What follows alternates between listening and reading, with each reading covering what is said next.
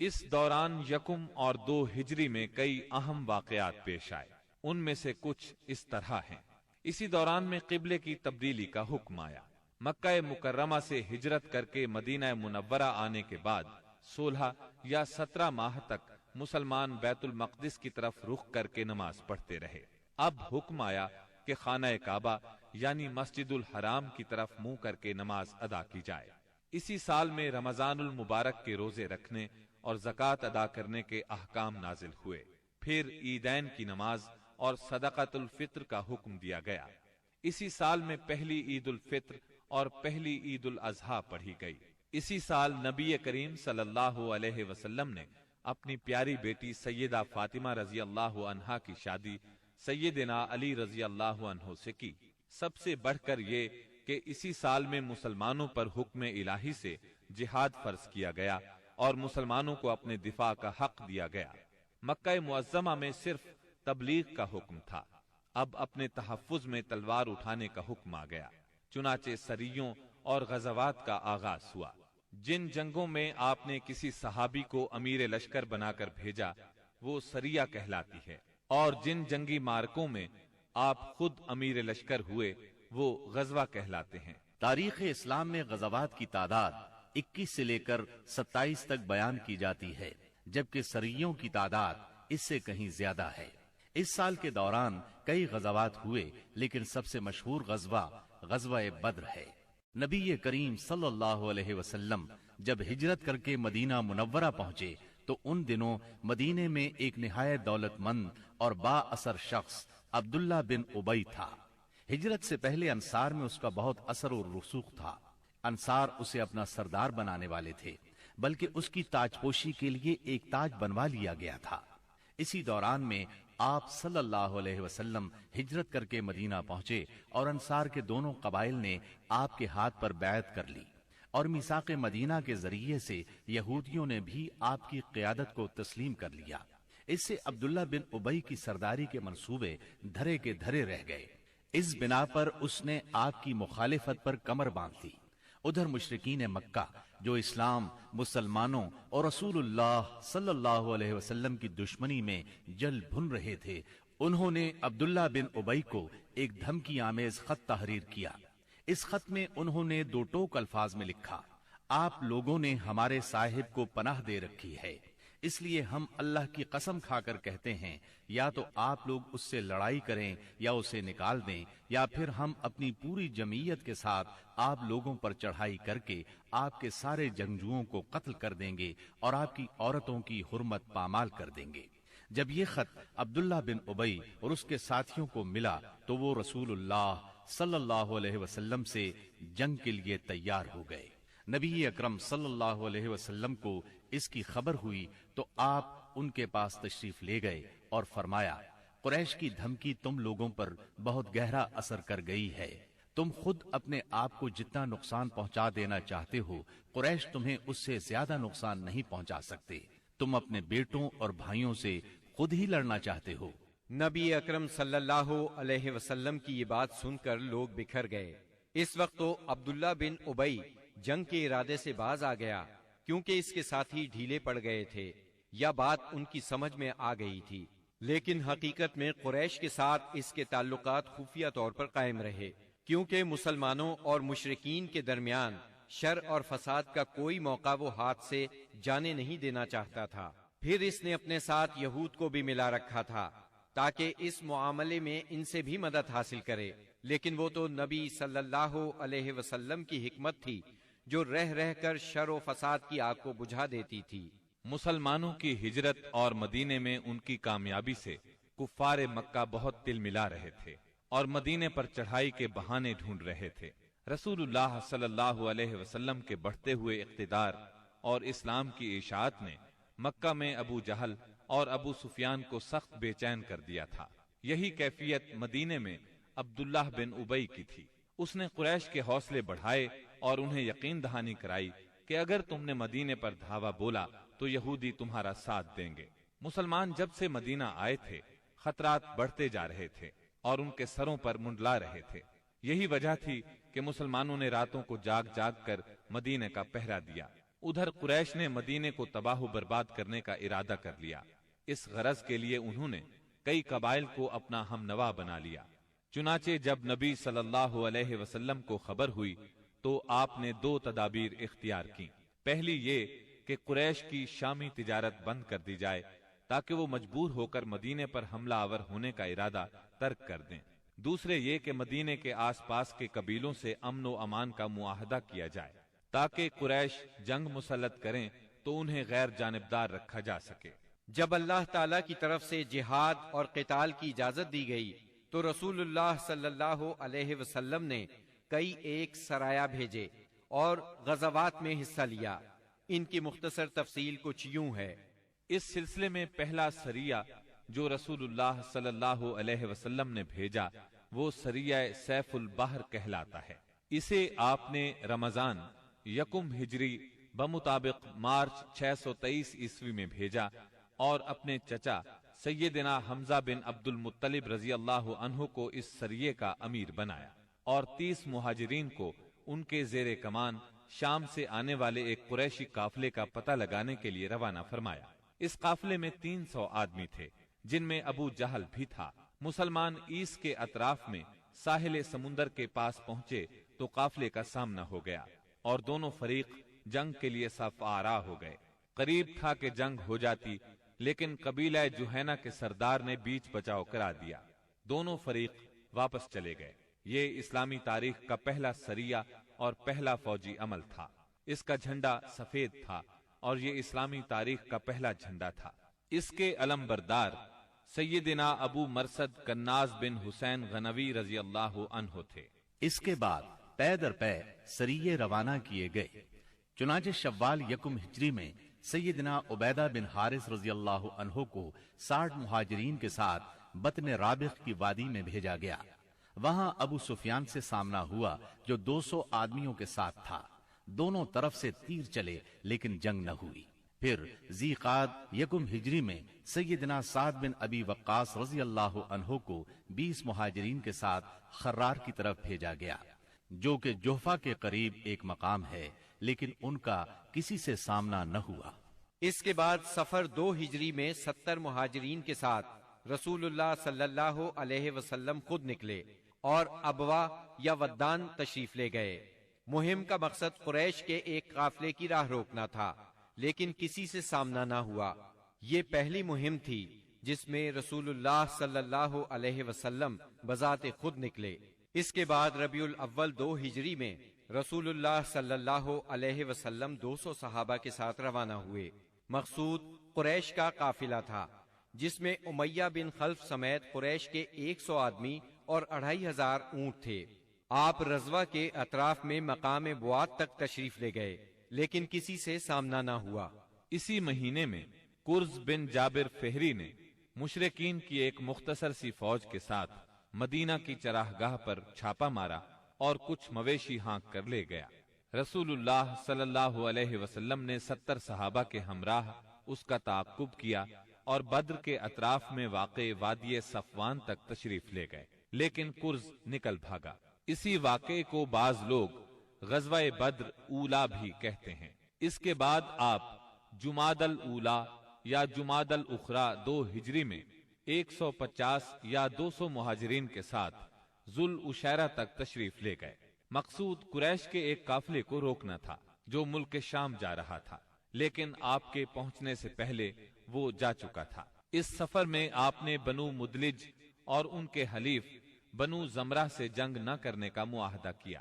پھر رجب 2 ہجری میں نبی اکرم صلی اللہ علیہ وسلم نے سیدنا عبداللہ بن جہش اسدی رضی اللہ عنہ کو 12 مہاجرین کے ساتھ مکہ اور طائف کے درمیان ایک مقام نخلہ کی طرف روانہ کیا۔ مقصد یہ تھا کہ وہ قریش کے ایک قافلے کی خبر لائیں، مگر ان لوگوں نے قافلے پر حملہ کر کے عمرو بن حضرمی کو قتل اور عبداللہ بن مغیرہ کے بیٹے عثمان اور مغیرہ کے غلام حکیم بن کیسان کو قید کر لیا اور قافلے کو ہانک لائے۔ ان کے ایسا کرنے پر آپ ان سے ناراض ہوئے، چنانچہ قیدیوں کو چھوڑ دیا گیا اور مقتول کا خون بہا ادا کیا گیا۔ یہ واقعہ رجب کی آخری تاریخ کو پیش آیا تھا، اس لیے مشرکین نے شور مچایا کہ مسلمانوں نے حرام مہینے کی حرمت پامال کر ڈالی۔ اس پر سورہ بقرہ کی آیت 217 نازل ہوئی۔ لوگ آپ سے حرام مہینے میں لڑائی کے بارے میں پوچھتے ہیں، آپ کہہ دیجئے اس میں جنگ کرنا بڑا گناہ ہے، اور اللہ کی راہ سے روکنا اور اس کے ساتھ کفر کرنا، مسجد حرام سے روکنا اور اس کے باشندوں کو وہاں سے نکالنا، یہ سب اللہ کے نزدیک اور زیادہ بڑا جرم ہے اور فتنہ قتل سے بڑھ کر ہے۔ یہ تھی جنگی نقل و حرکت جو مدینہ منورہ اور اس کے اطراف کے امن کی حفاظت کے لیے نبی صلی اللہ علیہ وسلم اور مسلمانوں نے قائم کر رکھی تھی۔ اس سے قریش کو یہ بتلانا بھی مقصود تھا کہ اگر وہ اپنے شر سے باز نہ آئے تو انجام برا ہوگا، لیکن وہ اپنی خودسری اور تکبر میں بڑھتے ہی چلے گئے۔ چنانچہ بدر کے میدان میں انہوں نے اس کی سزا پا لی اور جزا بہرحال گھاٹے ہی کی تھی۔ 17 رمضان 2 ہجری کو غزوہ بدر ہوا۔ یہ قریش اور مسلمانوں کے درمیان پہلا فیصلہ کن معرکہ تھا۔ اس کا سبب یہ ہوا کہ رسول اللہ صلی اللہ علیہ وسلم جس قافلے کے لیے ذوالعشیرہ تک تشریف لے گئے تھے اور وہ بچ کر شام چلا گیا تھا، آپ صلی اللہ علیہ وسلم اس کی طاق میں تھے اور اس کی خبر لانے کے لیے آپ نے شام کے مقام ہورا تک طلحہ بن عبید اللہ اور سعید بن زید رضی اللہ عنہما کو بھیجا۔ چنانچہ جیسے ہی یہ قافلہ وہاں سے گزرا، انہوں نے فوراً مدینہ منورہ خبر پہنچائی۔ اس قافلے میں اہل مکہ کی بڑی دولت تھی، یعنی 1000 اونٹ جن پر کم از کم 262 کلو سونے کی مالیت کا سامان تھا، اور اس کی حفاظت کے لیے صرف 40 آدمی تھے۔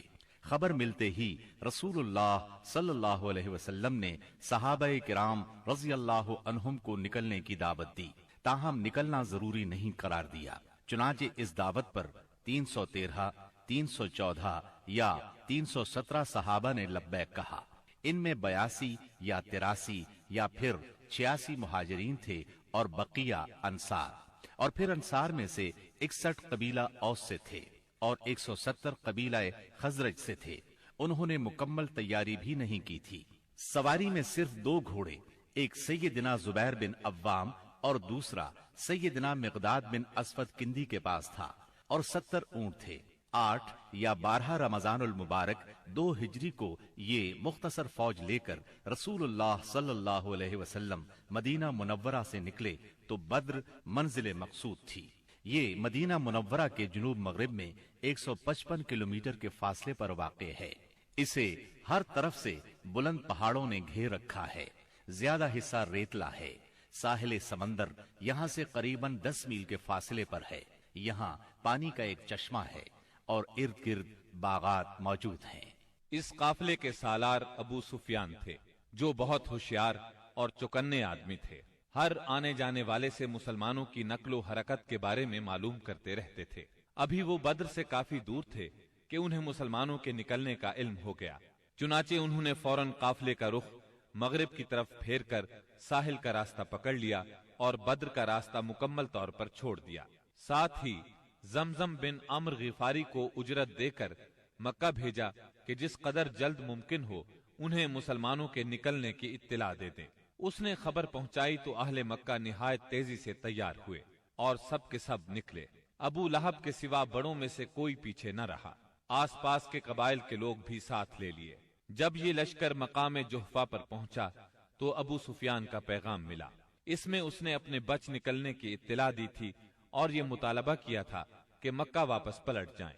چنانچہ لوگوں نے واپسی کا ارادہ کر لیا، مگر ابو جہل نے اپنے تکبر اور اکڑ کی وجہ سے واپس جانے سے انکار کر دیا۔ قریش کی فوج میں 1000 آدمی تھے، جن کے پاس 100 گھوڑے اور 600 زرہیں تھی اور اونٹ کثرت سے تھے۔ ایک طرف انہیں اپنی کثرت پر ناز اور ساز و سامان پر فخر تھا، تو دوسری طرف نبی کریم صلی اللہ علیہ وسلم عز و انکسار سے اللہ کی بارگاہ میں ہاتھ پھیلائے دعا کر رہے تھے۔ آپ کی دعا کے الفاظ یہ تھے: اے باری تعالی، اگر مسلمانوں کی یہ مٹھی بھر جماعت ہلاک ہو گئی تو روئے زمین پر کبھی تیری عبادت نہ کی جائے گی۔ اے اللہ، اگر تو چاہے تو آج کے بعد کبھی تیری عبادت نہ کی جائے۔ آپ نے خوب تضرع اور خلوص سے دعا کی، یہاں تک کہ آپ کی چادر آپ کے کندھوں سے گر گئی۔ سیدنا ابو بکر رضی اللہ عنہ نے چادر درست کی اور عرض کیا، اے اللہ کے رسول بس کریں، آپ نے اپنے رب سے جی بھر کے دعا فرما لی۔ دونوں لشکر آمنے سامنے آئے تو سب سے پہلے مشرکین میں سے بہترین سالار عتبہ، شیبہ اور ولید بن عتبہ میدان میں نکلے۔ عتبہ اور شیبہ ربیہ کے بیٹے تھے۔ انہوں نے للکار کر کہا، آؤ تم میں سے کون ہمارے مقابلے پر آتا ہے۔ مقابلے کے لیے انصار کے 3 جوان نکلے، ایک اوف، دوسرے معوذ، یہ دونوں حارث کے بیٹے تھے، تیسرے عبداللہ بن رواحہ رضی اللہ عنہم۔ قریشیوں نے کہا، تم کون لوگ ہو؟ انہوں نے کہا، ہم انصار کی ایک جماعت ہیں۔ قریشیوں نے کہا، آپ لوگ شریف مد مقابل ہیں، لیکن ہمیں آپ سے سروکار نہیں، ہم تو اپنے چچیرے بھائیوں کو چاہتے ہیں۔ پھر ان کے منادی نے آواز لگائی، محمد ہمارے پاس ہماری قوم کے ہمسروں کو بھیجو۔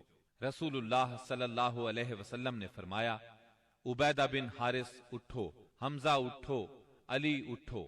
جب یہ لوگ اٹھے اور قریشیوں کے قریب پہنچے تو انہوں نے پوچھا، آپ کون لوگ ہیں؟ انہوں نے اپنا تعارف کرایا۔ قریشیوں نے کہا، آپ لوگ شریف مد مقابل ہیں۔ اس کے بعد معرکہ آرائی ہوئی۔ سیدنا عبیدہ بن حارث نے عتبہ بن ربیہ سے مقابلہ کیا، سیدنا حمزہ نے شیبہ سے اور سیدنا علی نے ولید سے۔ سیدنا حمزہ اور سیدنا علی نے اپنے اپنے مد مقابل کو جھٹ مار لیا، لیکن عبیدہ بن حارث اور ان کے مد مقابل کے درمیان ایک ایک وار کا تبادلہ ہوا اور دونوں میں سے ہر ایک نے دوسرے کو گہرا زخم لگایا۔ اتنے میں سیدنا علی اور سیدنا حمزہ اپنے اپنے شکار سے فارغ ہو کر آ گئے۔ آتے ہی عتبہ پر ٹوٹ پڑے، اس کا کام تمام کیا اور سیدنا عبیدہ کو اٹھا لائے۔ ان کا پاؤں کٹ گیا تھا اور آواز بند ہو گئی تھی، جو مسلسل بند ہی رہی، یہاں تک کہ جنگ کے 4 یا 5ویں دن جب مسلمان مدینے سے واپس ہوتے ہوئے وادی صفرا سے گزر رہے تھے، ان کا انتقال ہو گیا۔ مبارزت کا نتیجہ مشرکین کے لیے برا ثابت ہوا، چنانچہ وہ غصے سے بے قابو ہو کر مسلمانوں کی صفوں میں تندی کے ساتھ ٹوٹ پڑے، گھمسان کا رن پڑا اور کشتوں کے پشتے لگ گئے۔ اس سے مشرکین کی صفوں میں اضطراب کی لہر دوڑ گئی۔ طاغوت اکبر ابو جہل ملعون نے اپنی صفوں میں اضطراب کی ابتدائی لہر دیکھی تو چاہا کہ اس سیلاب کے سامنے ڈٹ جائے، چنانچہ وہ اپنے لشکر کو للکارتا ہوا تکبر کے ساتھ کہنے لگا، لات و عزا کی قسم، ہم اس وقت تک واپس نہیں ہوں گے جب تک انہیں رسیوں میں نہ جکڑ لیں۔ دیکھو تمہارا کوئی آدمی ان کے کسی آدمی کو قتل نہ کرے، بلکہ انہیں پکڑو اور گرفتار کرو تاکہ ہم ان کو اس حرکت کا مزہ چکھائیں۔ لیکن اسے اس غرور کی حقیقت کا بہت جلد پتہ لگ گیا، کیونکہ چند ہی لمحے بعد مسلمانوں کے حملے کی تندی کے سامنے مشرکین کی صفیں پھٹنا شروع ہو گئیں۔ البتہ ابو جہل اب بھی اپنے گرد مشرکین کا ایک غول لیے جمع ہوا تھا۔ اس غول نے ابو جہل کے چاروں طرف تلواروں کی باڑھ اور نیزوں کا ایک جنگل قائم کر رکھا تھا، لیکن غیرت مند مسلمانوں کے اسلامی ہجوم کی آندھی نے اس باڑھ کو بھی بکھیر دیا اور اس جنگل کو بھی اکھیڑ دیا۔ اس کے بعد یہ طاغوت اکبر دکھائی پڑا۔ مسلمانوں نے دیکھا کہ وہ ایک گھوڑے پر چکر کاٹ رہا ہے، ادھر اس کی موت 2 انصاری جوانوں کے ہاتھوں اس کا خون چوسنے کی منتظر تھی۔ طاغوت اکبر ابو جہل کے قتل کا عبرتناک واقعہ بیان کرتے ہوئے عبد الرحمن بن عوف رضی اللہ عنہ فرماتے ہیں کہ میں جنگ بدر کے روز صف کے اندر تھا کہ اچانک مڑا تو کیا دیکھتا ہوں کہ دائیں بائیں 2 نوعمر جوان ہیں۔ گویا ان کی موجودگی سے میں حیران ہو گیا کہ اتنے میں ایک نے اپنے ساتھی سے چھپا کر مجھ سے کہا، چچا جان مجھے ابو جہل کو دکھلا دیجئے۔ میں نے کہا، بھتیجے تم اسے کیا کرو گے؟ اس نے کہا، مجھے بتایا گیا ہے کہ وہ رسول اللہ صلی اللہ علیہ وسلم کو گالی دیتا ہے۔ اس ذات کی قسم جس کے ہاتھ میں میری جان ہے، اگر میں نے اس کو دیکھ لیا تو میرا وجود اس کے وجود سے الگ نہ ہوگا، یہاں تک کہ ہم میں سے جس کی موت پہلے لکھی ہے وہ مر جائے۔ وہ کہتے ہیں مجھے اس پر تعجب ہوا۔ اتنے میں دوسرے نوعمر نوجوان نے مجھے اشارے سے متوجہ کر کے یہی بات کہی۔ ان کا بیان ہے کہ میں نے چند ہی لمحوں بعد دیکھا کہ ابو جہل لوگوں کے درمیان چکر کاٹ رہا ہے۔ میں نے کہا، ارے دیکھتے نہیں، یہ رہا تم دونوں کا شکار جس کے بارے میں تم مجھ سے پوچھ رہے تھے۔ فرماتے ہیں کہ یہ سنتے ہی وہ دونوں شاہین اپنی تلواریں لیے جھپٹ پڑے اور اسے مار کر قتل کر دیا۔ پھر پلٹ کر رسول اللہ صلی اللہ علیہ وسلم کے پاس آئے آپ نے فرمایا تم میں سے کس نے قتل کیا ہے؟ دونوں نے کہا میں نے قتل کیا ہے۔ آپ نے دونوں کی تلواریں دیکھیں اور فرمایا تم دونوں نے قتل کیا ہے، البتہ ابو جہل کا سامان معاذ بن عمرو بن جموح کو دیا۔ دونوں حملہ آوروں کا نام معاذ بن عمرو بن جموح اور معاذ بن افرا ہے۔ سیرت نگار ابن اسحاق کا بیان ہے کہ معاذ بن عمرو بن جموح نے کہا کہ میں نے مشرکین کو سنا وہ ابو جہل کے بارے میں کہہ رہے تھے ابو الحکم تک کسی کی رسائی نہ ہو۔ معاذ بن عمرو کہتے ہیں کہ جب میں نے یہ بات سنی تو اسے اپنے نشانے پر لے لیا اور اس کی سمت جمع رہا۔ جب گنجائش ملی تو میں نے حملہ کر دیا اور ایسی ضرب لگائی کہ اس کا پاؤں نصف پنڈلی سے اڑ گیا۔ واللہ جس وقت یہ پاؤں اڑا ہے تو میں اس کی تشبیہ صرف اس گٹھلی سے دے سکتا ہوں جو موصل کی مار پڑنے پر جھٹک کر اڑ جائے۔ کہتے ہیں کہ ادھر میں نے ابو جہل کو مارا اور ادھر اس کے بیٹے اکرما نے میرے کندھے پر تلوار چلائی، جس سے میرا ہاتھ کٹ کر میرے بازو کے چمڑے سے لٹک گیا اور لڑائی میں مخل ہونے لگا۔ میں اسے اپنے ساتھ گھسیٹتے ہوئے سارا دن لڑا، لیکن جب وہ مجھے اذیت پہنچانے لگا تو میں نے اس پر اپنا پاؤں رکھا اور اسے زور سے کھینچ کر الگ کر دیا۔ اس کے بعد ابو جہل کے پاس معوذ بن افرا پہنچے، وہ زخمی تھا۔ انہوں نے اسے ایسی ضرب لگائی کہ وہ وہیں ڈھیر ہو گیا، صرف سانس آتی جاتی رہی۔ اس کے بعد معوذ بن افرا خود بھی لڑتے ہوئے شہید ہو گئے۔ جب معرکہ ختم ہو گیا تو رسول اللہ صلی اللہ علیہ وسلم نے فرمایا کون ہے جو دیکھے کہ ابو جہل کا انجام کیا ہوا؟ اس پر صحابہ کرام اس کی تلاش میں بکھر گئے۔ عبداللہ بن مسعود رضی اللہ عنہ نے اسے اس حالت میں پایا کہ ابھی سانس آ جا رہی تھی۔ انہوں نے اس کی گردن پر پاؤں رکھا اور سر کاٹنے کے لیے داڑھی پکڑی اور فرمایا او اللہ کے دشمن، آخر اللہ نے تجھے رسوا کیا نا؟ اس نے کہا مجھے کاہے کو رسوا کیا؟ کیا جس شخص کو تم لوگوں نے قتل کیا ہے اس سے بھی بلند پایا کوئی آدمی ہے؟ یا جس کو تم لوگوں نے قتل کیا اس سے بھی کوئی اوپر آدمی ہے؟ پھر بولا کاش مجھے کسانوں کی بجائے کسی اور نے قتل کیا ہوتا۔ اس کے بعد کہنے لگا مجھے بتاؤ فتح کس کی ہوئی؟ عبداللہ بن مسعود رضی اللہ عنہ نے فرمایا اللہ اور اس کے رسول صلی اللہ علیہ وسلم کی۔ اس کے بعد عبداللہ بن مسعود رضی اللہ عنہ سے جو اس کی گردن پر پاؤں رکھ چکے تھے کہنے لگا او بکری کے چرواہے، تو بڑی اونچی اور مشکل جگہ پر چڑھ گیا۔ واضح رہے کہ عبداللہ بن مسعود رضی اللہ عنہ مکے میں بکریاں چرایا کرتے تھے۔ اس گفتگو کے بعد عبداللہ بن مسعود رضی اللہ عنہ نے اس کا سر کاٹ لیا اور رسول اللہ صلی اللہ علیہ وسلم کی خدمت میں لا کر حاضر کرتے ہوئے عرض کیا یا رسول اللہ صلی اللہ علیہ وسلم، یہ رہا اللہ کے دشمن ابو جہل کا سر۔ آپ نے 3 بار فرمایا واقعی اس اللہ کی قسم جس کے سوا کوئی معبود نہیں۔ اس کے بعد فرمایا اللہ اکبر، الحمد للہ الذی صدق وعدہ ونصر عبدہ وہزم الاحزاب وحدہ۔ اللہ اکبر، تمام حمد اللہ کے لیے ہے جس نے اپنا وعدہ سچ کر دکھایا، اپنے بندے کی مدد فرمائی اور تنہا سارے گروہوں کو شکست دی۔ پھر فرمایا چلو مجھے اس کی لاش دکھاؤ۔ جب آپ صلی اللہ علیہ وسلم کو لاش دکھائی گئی تو آپ نے فرمایا یہ اس امت کا فرعون ہے۔ معاذ بن عمرو اور معوذ بن افرا کے ایمان افروز کارناموں کا ذکر ہو چکا ہے۔ حقیقت یہ ہے کہ اس معرکے میں قدم قدم پر ایمان کے ایسے تابناک نقوش پیش آئے جن میں عقیدت کی قوت اور اصول کی پختگی نمایاں اور جلوگر تھی۔ اس معرکے میں باپ اور بیٹے میں، بھائی اور بھائی میں صف آرائی ہوئی، اصولوں کے اختلاف پر تلواریں بے نیام ہوئیں اور مظلوم و مقہور نے ظالم و قاہر سے ٹکرا کر اپنے غصے کی آگ بجھائی۔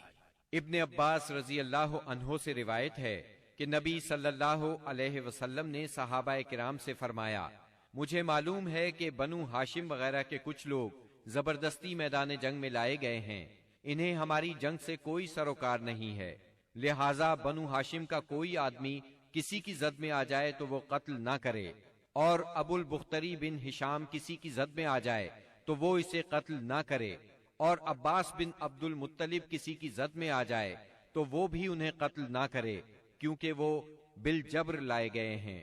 اس پر عتبہ کے صاحبزادے ابو حذیفہ رضی اللہ عنہ نے کہا، کیا ہم اپنے باپ بیٹوں، بھائیوں اور کنبے قبیلے کے لوگوں کو قتل کریں گے اور عباس کو چھوڑ دیں گے؟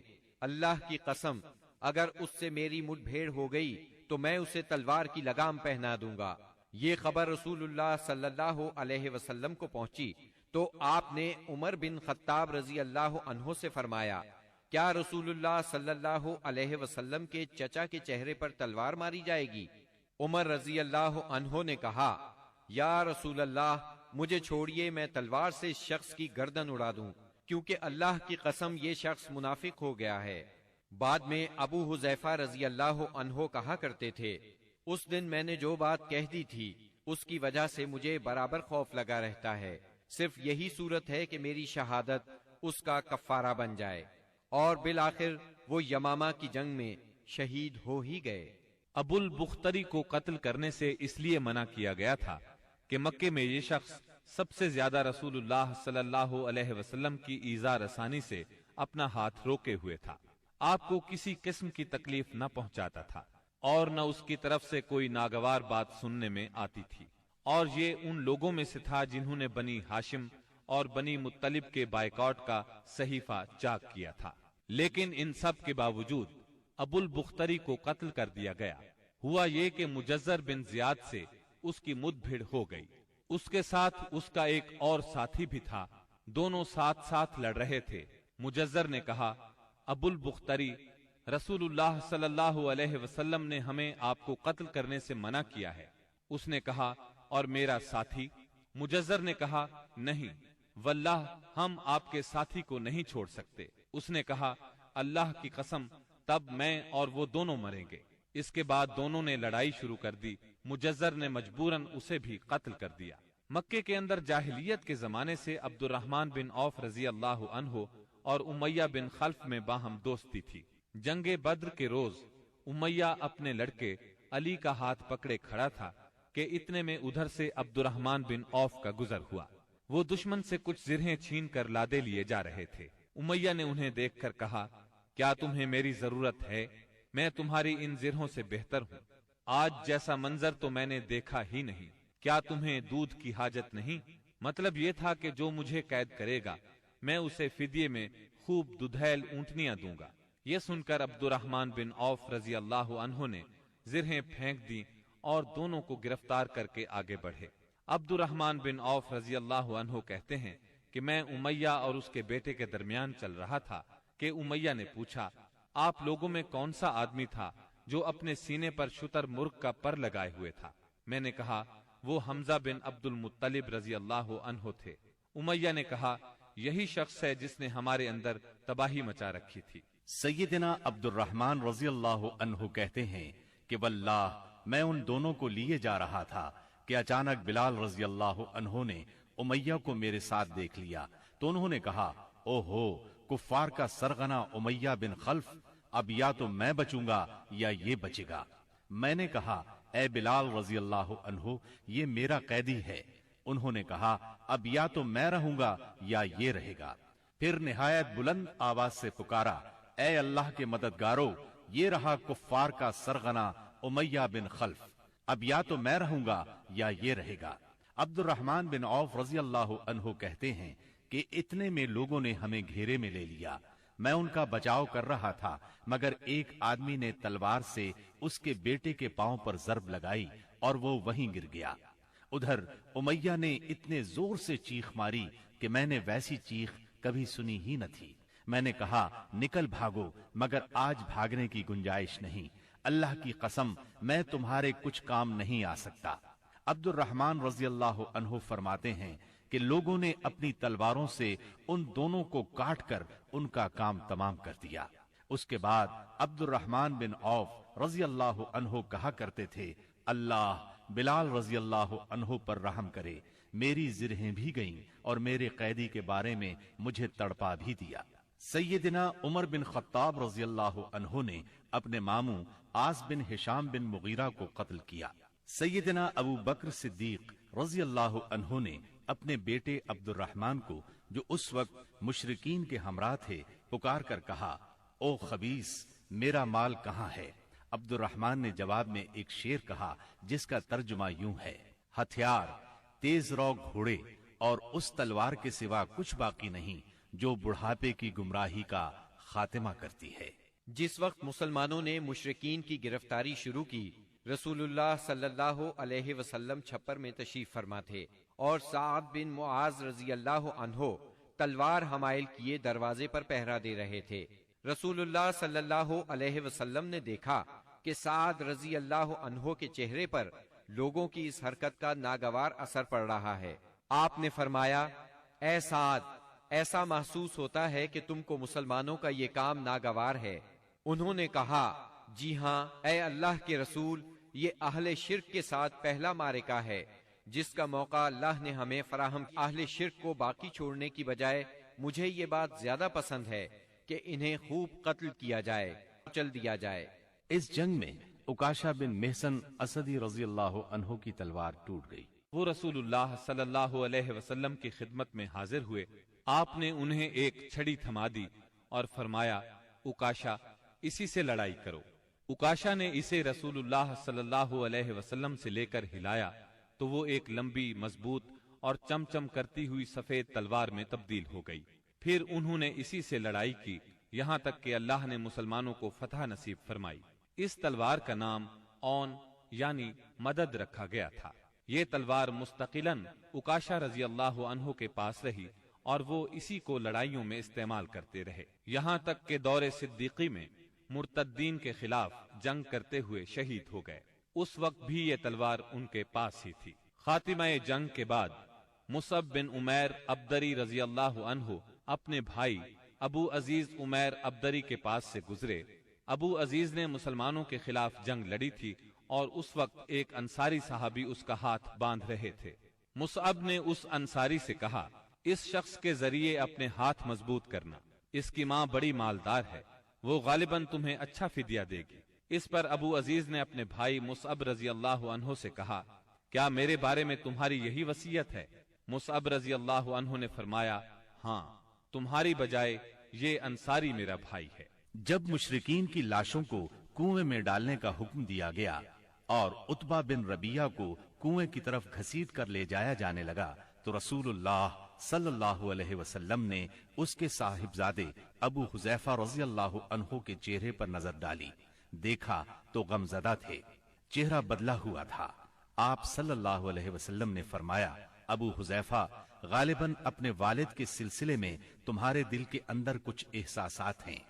انہوں نے کہا: نہیں واللہ یا رسول اللہ، میرے اندر میرے باپ کے بارے میں اور ان کے قتل کے بارے میں ذرا بھی لرزش نہیں، البتہ میں اپنے باپ کے متعلق جانتا تھا کہ ان میں سوجھ بوجھ ہے، دور اندیشی اور فضل و کمال ہے، اس لیے میں آس لگائے بیٹھا تھا کہ یہ خوبیاں انہیں اسلام تک پہنچا دیں گی، لیکن اب ان کا انجام دیکھ کر اور اپنی توقع کے خلاف کفر پر ان کا خاتمہ دیکھ کر مجھے افسوس ہے۔